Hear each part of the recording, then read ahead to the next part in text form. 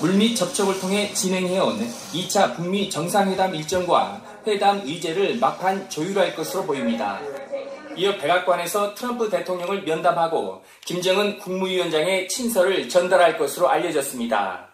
내일 회담에서 북한의 구체적 비핵화 조치와 미국의 상응 조치에 대한 큰 틀의 의견 접근이 이루어질 경우 정상회담 일정이 발표될 협상이 있다는 분석이 나옵니다. 특히 앤드류 김 전 CIA 코리아 미션 센터장이 판문점에서 북측과 극비 접촉을 하는 등 정보 라인이 가동된 것으로 보입니다. 주진희 기자입니다. 지난해 12월 앤드류 김 당시 CIA 코리아 미션 센터장이 극비 방안에 판문점에서 북측과 접촉한 바 있습니다. 앤드류 김 미국 중앙정보국 코리아 미션 센터장이 이제 극비리 방한했다고 했는데, 우리 정부로서는 북미 간 후속 협상이 조속히 이루어지기를 기대하고 있습니다. 당시 앤드류 김 센터장이 만난 것으로 알려진 북측 인사는 김영철 당 부위원장 겸 통일전선부장의 오른팔인 김성애 통일전선부 실장.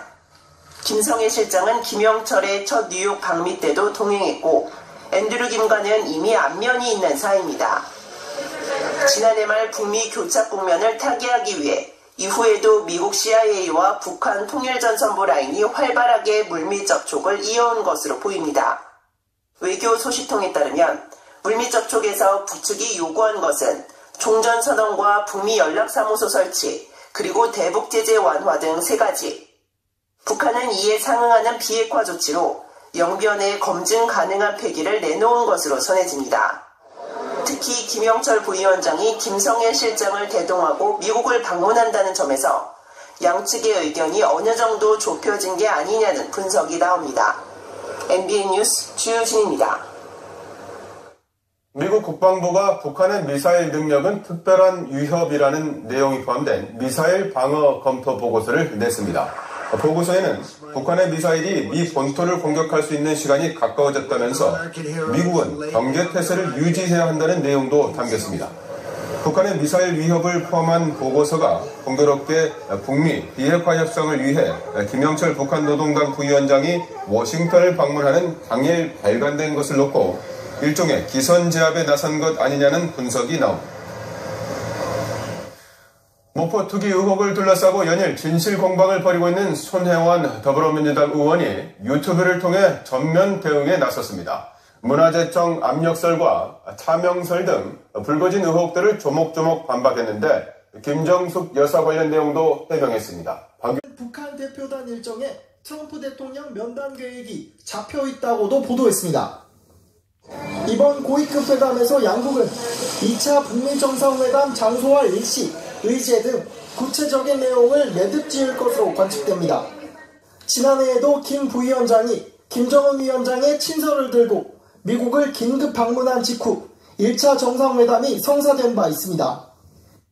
이런 이유로 미 언론들은 트럼프 대통령이 김 부위원장을 만난 뒤 2차 정상회담 개최 사실을 발표할 수 있다고 예상했습니다.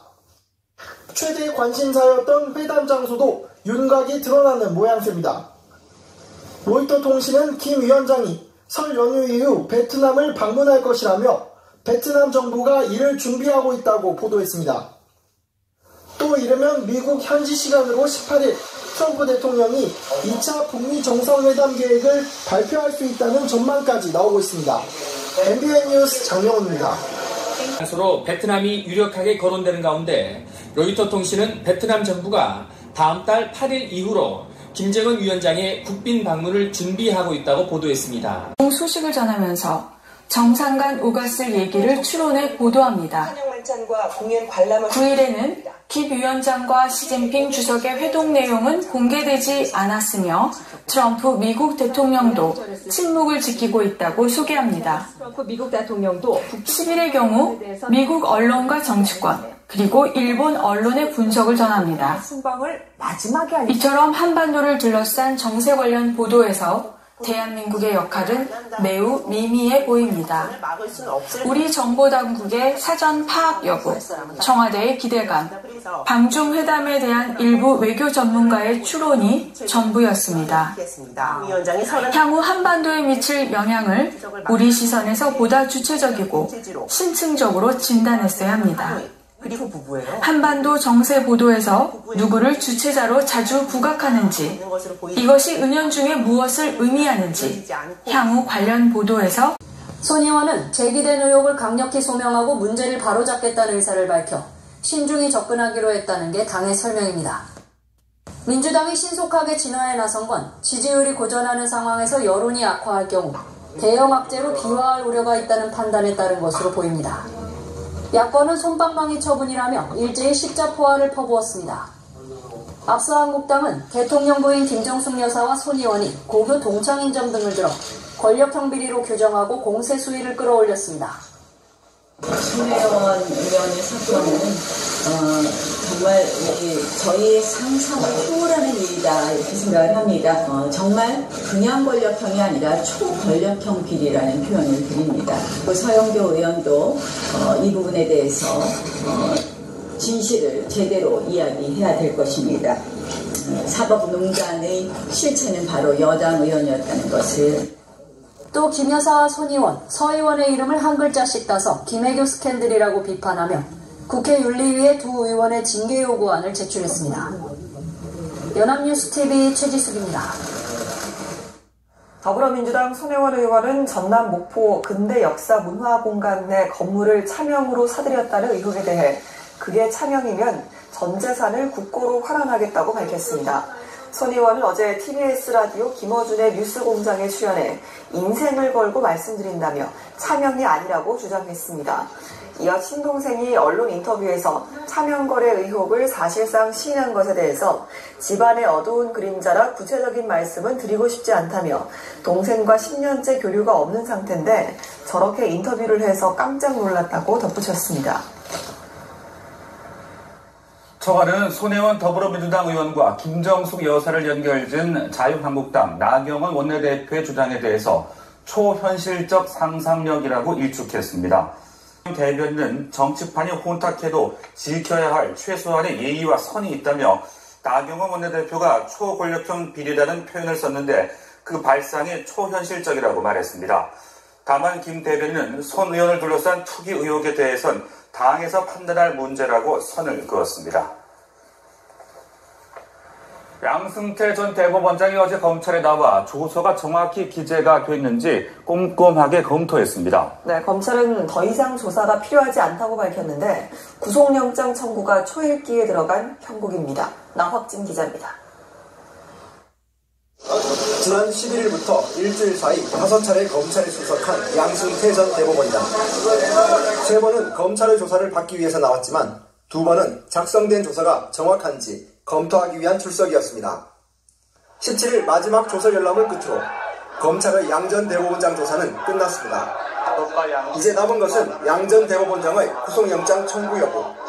검찰은 양 전 대법원장의 진술 내용을 검토한 뒤 조만간 구속영장을 청구할 것으로 전해졌습니다. 양 전 대법원장이 조사받은 전체 시간인 27시간보다 더 긴 시간을 들여 꼼꼼히 조서를 점검하고 그동안 조사에서 기억나지 않는다, 실무진이 한 일은 모를 수 있다는 등으로 답하며 사실상 모든 혐의를 부인했지만 재판 개입이라는 사안의 중대성과 말 맞추기 등 증거인멸을 우려해 구속영장을 청구할 것이라는 관측이 우세합니다. 검찰이 판단하고 있는 양 전 대법원장의 혐의도 강제징용 재판거래, 통진당 재판 개입, 법관 사찰, 비자금 조성 등 40여 개에 이릅니다. 구속영장이 청구되면 사상 처음으로 전직 대법원장에 대한 구속 전 피의자 신문이 다음 주 중 이뤄집니다.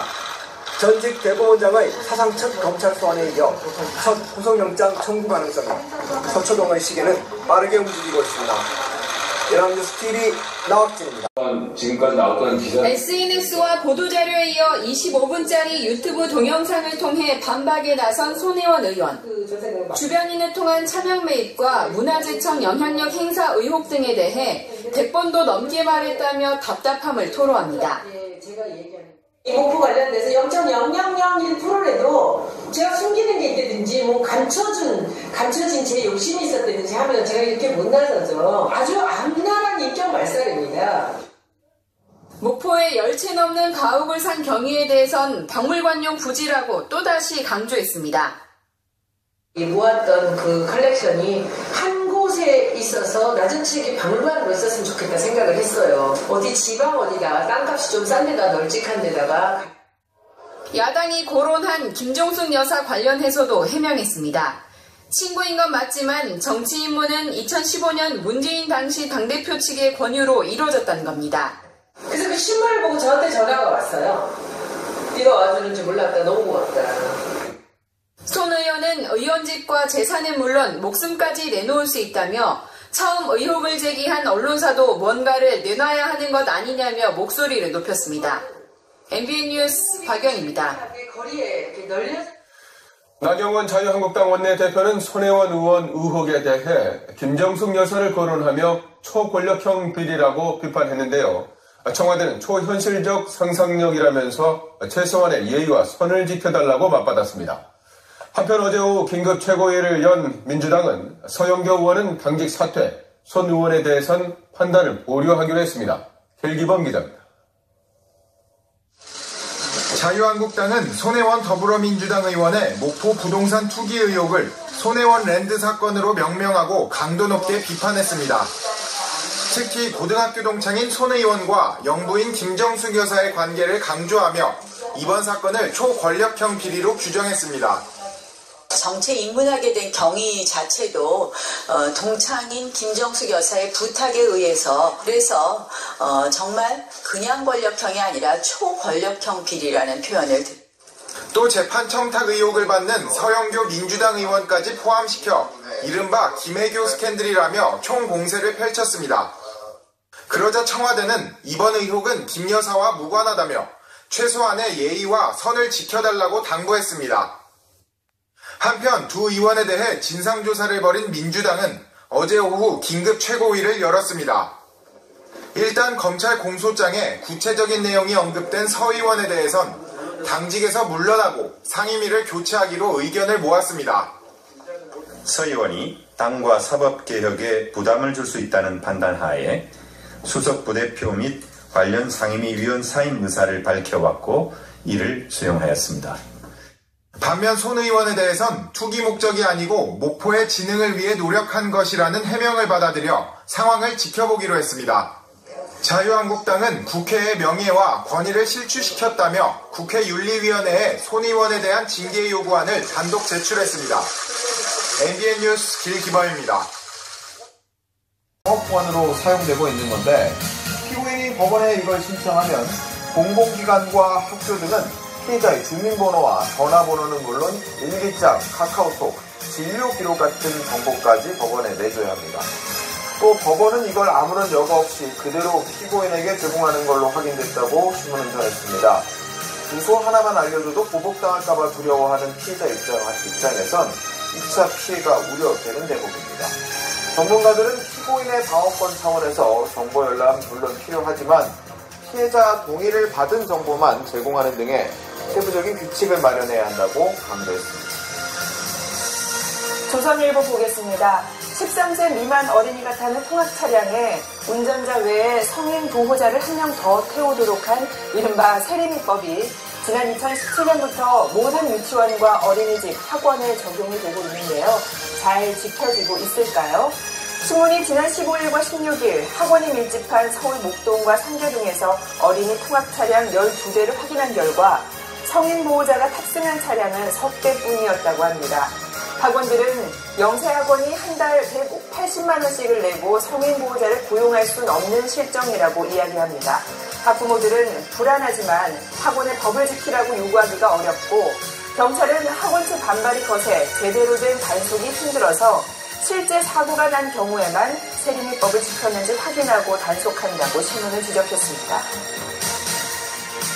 대법원의 보안이 뚫렸다는 동아일보 기사입니다. 어제 서울 대법원 청사 비상계단에서 한 80대 남성이 숨진 채 발견됐습니다. 이 남성은 그제 오후 2시 반쯤 법원 도서관 열람실을 찾은 것으로 드러났는데요. 경찰은 늦은 밤까지 청사 안에 머물다가 스스로 목숨을 끊은 것으로 추정하고 있습니다. 이 남성은 자신을 치매라고 진단한 의사를 상대로 낸 손해배상 소송에서 잇따라 패소했었는데요. 법조계에선 이런 법원 판결에 불만을 품고 스스로 목숨을 끊은 거란 해석이 나오고 있습니다. 하지만 대법원에서 시신이 발견될 때까지 17시간 동안 이 남성의 행적을 전혀 몰랐다는 점에서 보안이 허술하다는 비판이 일고 있다고 지적했습니다. 국민일보는 학교 안에서 학생들이 벌인 불법 촬영 범죄가 급증하고 있다는 기사를 실었습니다. 서울에서 최근 3년 동안 적발된 교내 몰카 범죄 건수는 100여 건입니다. 고등학생이 많지만 최근에는 초등학생, 중학생으로 번지고 있다고 합니다. 한 성폭력 예방교육 강사는 최근 초등학교에서 상담받던 남학생이 몰카를 찍어 돈을 버는 방법이 있다며 웹하드에 올리면 포인트를 준다고 설명해서 말문이 막혔다고 전했습니다. 전문가들은 아이들의 불법 촬영을 호기심에 의한 장난으로 치부해서는 안 된다며 이미 어른들이 만들어낸 디지털 성범죄 산업을 아이들이 무분별하게 답습하고 있다고 진단했습니다. 성인지교육 강화 등 근본적 해결책이 필요하다는 지적이 나오고 있지만 현장에서 혼란이 많다 보니 조치가 제대로 이루어지지 않고 있다고 신문은 전했습니다. 서울신문 보겠습니다. 정부가 어제부터 규제를 한시적으로 유예하는 이른바 규제 샌드박스 제도를 시행했는데요. 그 첫날에 나온 기업의 신청 사례를 소개했습니다. KT와 카카오페이는 공공기관에서 모바일로도 고지서를 좀 보내달라고 제안했습니다. 배달 전문업체 배달의 민족은 자율주행 배달 로봇을 도입해달라고 요청을 했고요. 현대자동차는 도심 지역에 수소차 충전소를 세워달라고 신청했습니다. 통상 2-3일 걸리던 해외 송금, 이것도 블록체인 기반 서비스를 활용해 몇 시간 안에 보낼 수 있게 해달라는 요청이 들어와 있습니다. 정부는 신청부터 최종 결정까지 모든 과정을 2달 안에 처리할 거라고 밝혔는데 이르면 올 상반기 안으로 관련 제안이 실행될 가능성이 높아졌다고 신문을 전했습니다. 다음은 중앙일보입니다. 카카오가 지난해 10월부터 고객센터 운영 방식을 음성통화가 아닌 채팅 중심으로 바꿨는데 상담 직원의 업무 효율도 높아지고 스트레스도 줄었다는 기사입니다. 카카오에는 하루 평균 12,000건 이상의 각종 고객 상담이 접수되는데 이 가운데 96%가 카카오톡 채팅으로 이루어지고 통화 상담은 아이디 도용 같은 긴급한 경우에만 예외적으로 적용된다고 합니다. 대표적인 감정 노동자인 상담 직원들은 불만 고객의 음성을 직접 듣지 않다 보니 스트레스가 줄었고 한 달 평균 15%에 이르던 이직률이 사실상 0%가 됐다고 전했습니다.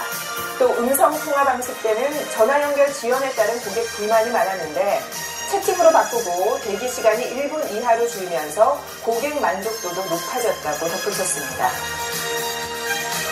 끝으로 서울경제는 미국 수도 워싱턴에서 가짜신문 소동이 벌어졌다고 전했습니다. 트럼프 미국 대통령이 위기 끝에 황급히 백악관을 떠난다는 속기사가 실린 신문이 현지 시각으로 지난 16일 미국 수도 워싱턴 곳곳에 배포됐다고 합니다. 올해 5월 1일자로 인쇄된 이 가짜신문은 워싱턴 포스트지와 비슷하게 편집돼 더 혼란을 키웠다는데요. 반 트럼프 단체인 예스맨이 벌인 것으로 보인다고 신문은 전했습니다. 지금까지 아침신문 살펴봤습니다. 상을 받는 형식으로 이렇게 이루어지다 보니까 앉아서 할 수 있는 그런 형식으로 하다 보니까 피해자들이 많이 좀 정작 이들이 실제로 수주한 광고는 없었지만 회원들은 A씨 등이 지시하는 엉뚱한 광고들의 댓글을 달아 수당을 받기도 했습니다. 기자입니다. 임산부들에게 산후조리는 출산만큼이나 중요한 과정입니다. 하지만 산후조리원의 집단 감염이 하루가 멀다 하고 발생하다 보니 불안감을 떨쳐내기 어렵습니다. 산후조리원 계약을 하고 고민인 게 주변 어른들이 하신 말씀이 이제 조리원에 감염병이 많이 돈다더라. 산후조리원에서의 감염병 발생 건수는 매년 증가 추세로 작년엔 상반기에만 400건 가까이 발생했습니다. 권력형 성범죄 정황뿐만 아니라 더 좋은 성적을 내라며 어린 선수들을 압박해온 체육계와 우리 사회의 문제도 담겨 있습니다. 피해와 책임만을 추궁하는 미투 보도가 아니라 진정한 해법을 모색하는 미투 보도를 기대해 봅니다. 부실한 사후관리 뉴스 안에서 누가 주도적으로 유튜브 누적 조회수 21억 9천 뷰. 송유로는 최초로 빌보드 차트 2주 연속 30위권 진입. 영미권 뉴스까지 휩쓸었습니다. 아기상어의 성공 전략은 동요라는 틀을 깨고 K-팝처럼 중독성 강한 후렴구와 율동으로 뮤직비디오를 만들어 유튜브와 SNS로 전파한 겁니다. K-팝 같은 음악, 그리고 뮤직비디오, 그리고 앱에서도 볼 수 있고 스마트폰에서 항상 볼 수 있다는 보통령 뽀로로의 기록도 놀랍습니다. 전 세계 130개국 수출, 유튜브 누적 조회수 43억 뷰, 캐릭터 상품 종류만 2,000개가 넘습니다. 할리우드 마블 시리즈처럼 세계관을 확장해 나가는 스토리텔링을 전략으로 합니다. 유아용 애니메이션은 세계 1위로 알고 있습니다. 진부하지 않고 재미있는 콘텐츠라고 인식이 되어 있기 때문에 유튜브 조회수 50억 뷰를 기록한 꼬마버스 타요, 190개국에 수출된 나바까지 한국의 캐릭터들이 K-팝 스타 못지않은 인기를 누리고 있습니다. MBC 뉴스 홍신영입니다. 3년 전